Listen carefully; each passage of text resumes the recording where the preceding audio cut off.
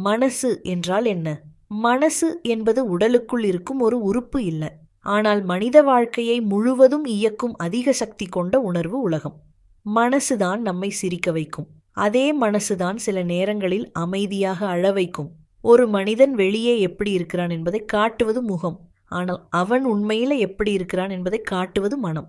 மனசு அப்படின்பது நினைவுகள் இருக்கும் இடம், கனவுகள் பிறக்கும் இடம், அன்பு வளர்க்கும் இடம், வலி மறைந்திருக்கும் இடம். சிலர் நான் நல்லா இருக்கேன் என்று சொல்லுவார்கள். ஆனால் அவர்களின் மனசு மட்டும் அமைதியாக உதவி கேட்டுக்கொண்டிருக்கும்.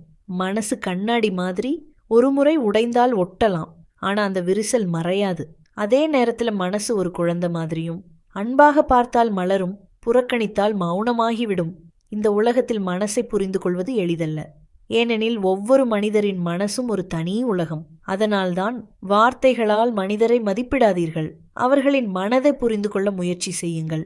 முகம் பொய் சொல்லலாம், ஆனா மனசு ஒருபோதும் பொய் சொல்லாது.